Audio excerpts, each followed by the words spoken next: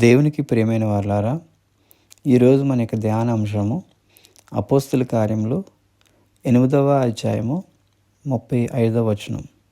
అందుకు ఫిలిప్పు నోరు తెరిచి ఆ లేఖనమును అనుసరించి అతనికి యేసును గూర్చిన సువార్త ప్రకటించెను.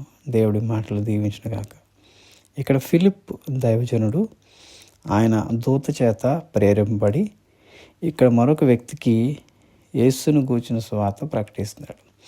ఈ వ్యక్తి ఎవరినంటే ఆయన ఒక నపుంసకుడు, ఇథియోపియా దేశానికి సంబంధించిన వాడు. ఆ ఇథియోపియా దేశంలో ఉన్న రాణి గారి యొక్క ధనాగారంలో ఒక ప్రధానమంత్రి స్థానంలో ఉన్నాడు. ఆయన యెరూషలేములోకి వచ్చాడు. యెరూషలేములో ఆరాధన చేసుకుంటున్నాడు. తిరిగి వెళ్తున్నప్పుడు దేవుని యొక్క గ్రంథాన్ని చదువుతున్నాడు కానీ ఈయనకి గ్రాహ్యంలోనికి రావట్లేదు. అయితే ఈ ఫిలిప్పు ఈయన వెళ్తున్న రథానికి ముందుగా పరిగెట్టుకుని వెళ్ళి, నువ్వు చదువుతున్నది గ్రహిస్తున్నావా అని అడిగాడు.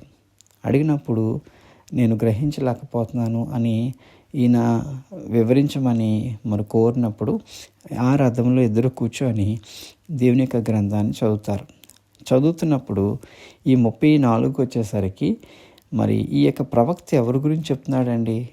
నా గురించా, వేరొకరి గురించా అని ఈ యొక్క నపుంసకుడు ప్రశ్నించినప్పుడు, అదే ఈ 35లో మనం చదువుకున్న వాక్య భాగంలో, అందుకు ఫిలిప్పు నోరు తెరిచి ఆ లేఖనమును అనుసరించి అతనికి యేసును గూర్చిన సువార్త ప్రకటించాడండి.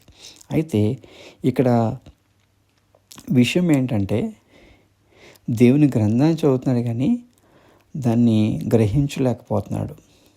రెండవది, ఇక్కడ ఫిలిప్ అయితే ఆ నోరు తెరిచి దేవుని యొక్క వాక్యాన్ని చదివాడు. రెండవది, ఆ లేఖనాన్ని అనుసరించి చదువుతూ దాన్ని వివరించాడు. ఇక్కడ కూడా మనం చాలాసార్లుగా దేవుని వాక్యాన్ని చదువుతాము, మనము ఆ వాక్యాన్ని గ్రహిస్తున్నామా లేదా? రెండవది, ఆ వాక్యాన్ని మనము బిగ్గరగా చదవాలని, అంటే నోరు తెరిచి చదవాలనేది చెప్తున్నాడు.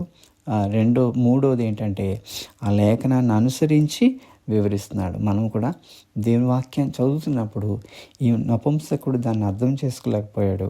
అయితే ఎప్పుడైతే ఈ యొక్క సేవకుడు వచ్చి దాన్ని వివరించాడో ఆయనకు అర్థమైంది. వెంటనే యేసును గూర్చిన సువార్త ఆయనకు అర్థమైంది.